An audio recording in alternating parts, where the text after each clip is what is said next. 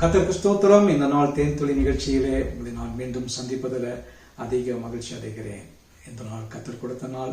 அவர் கொடுத்திருக்கிற சுகத்துக்காக, பலத்துக்காக, ஆரோக்கியத்துக்காக அவருக்கு நன்றி செலுத்துகிறோம். நம்முடைய தேவன் இன்றும் வல்லமையுடையவராக இருக்கிறார். அற்புதங்களை செய்கிறார். நாம் நினைக்கிறதற்கும் எண்ணுவதற்கும் அதிகமான காரியங்களை நம்முடைய வாழ்க்கையில அற்புதங்களாக செய்ய வல்லவராயிருக்கார். இந்த நாளில் கூட மத்திய எழுதின சுவிசேஷம் 8ஆம் அதிகாரத்துல 13, 14, 15 வசனங்களை நான் உங்களுக்கு படித்து காட்ட விரும்புகிறேன்.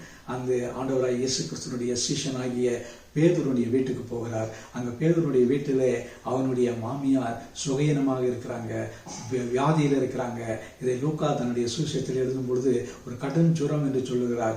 ஜன்னி வந்ததை போல அவளுக்கு ஜுரம் இருந்தது, சுகமாக்க முடியவில்லை. அந்த காலத்துல அவர்கள் வைத்தியரிடத்துல போக முடியாதபடிக்கு அவர்கள் செம்படவர்களாக இருந்தார்கள். அவர்களுக்கு அதிகதான பணம் செலவழிக்க முடியாது. அந்த ஜுரத்திலிருந்து நீங்க அவர்கள் ஆண்டவரை வேண்டிக் கொள்ளப்பட இல்லை. இயேசு அந்த வீட்டுக்கு வந்து அவளை கண்டார் என்று பார்க்கிறோம். பேதுருனுடைய மாமியை கண்டார். கண்டு அவருடைய கரத்தை தொட்டார். தொட்ட மாத்திரத்திலே அவளுக்கு இருந்ததான அந்த விஷ ஜுரம், ஜன்னியான ஜுரம், டெரிலியம் என்று சொல்வார்கள், அப்படிப்பட்டதான ஒரு ஜுரம் அவளை விட்டு உடனே நீங்கிற்று. இது ஒரு அற்புதம் தானே. உங்களுடைய என்னுடைய வாழ்க்கையில ஜுரம் நீங்கிறது ஒரு அற்புதமா இல்லை.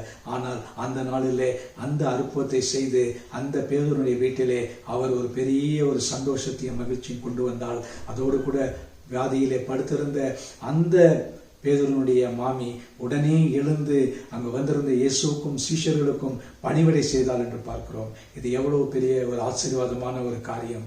இயேசு ஒரு வீட்டுக்கு வருவார் என்று சொன்னால் அவர் நம்மை காண்கிறவராயிருக்கிறார். நம்ம வீட்டில் என்ன குறை இருந்தாலும், என்ன பிரச்சனை இருந்தாலும் அவைகளை பார்த்து அவைகளை உடனே சுகமாக்க வல்லவராயிருக்கிறார். ஆகவே அவரை நாம் நோக்கி பார்ப்போமா? ஆண்டவரே, எங்களுடைய வீட்டுக்கு வாங்க, எங்களுடைய குறைகள், எங்களுடைய வியாதிகள், வருத்தங்கள் எல்லாவற்றையும் நீங்கள் நீக்குங்கள் என்று அவரை விசுவாசத்தோடு கேட்கும் பொழுது பேதுருடைய மாமிக்கு அந்த ஜுரத்தை நீங்க வல்லமையுள்ள ஒரு ஊழியத்தையும் செய்து அற்புதங்கள் செய்த ஆண்டவர் உங்களுடைய என்னுடைய வாழ்க்கையில கூட அவர் இதே மகத்துவமான அற்புதத்தை அவர் செய்ய வல்லவராயிருக்கிறார். அதை எதிர்பார்ப்போமா? இந்த நாளில கூட ஆண்டவரை நோக்கி பார்ப்போம். நல்ல ஆண்டவரே, நன்றியோட துதிக்கிறோம், ஸ்தோத்திரிக்கிறோம். வெறும் 2 வசனத்துல அந்த சம்பவம் சொல்லப்பட்டிருக்கிறது ஐயா. ஆனாலும் இது ஒரு மகத்துவமாக வேதத்திலே எழுதப்பட்டிருக்கிறது.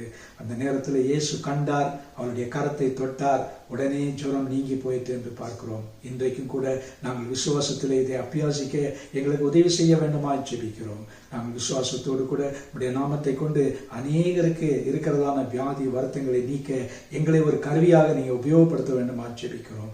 ஏதோ நாங்கள் வசனத்தை கேட்கிறோம் மட்டும் இல்லாமல் வசனத்தின்படி செய்யவும், உடைய ஊழியத்தை வல்லமையாக செய்யவும் எங்களுக்கு உதவி செய்யுங்க.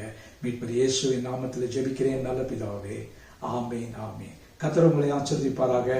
இந்த நாள் உங்களுக்கு ஒரு ஆசீர்வாதமான ஒரு நாளாக அமையட்டும்.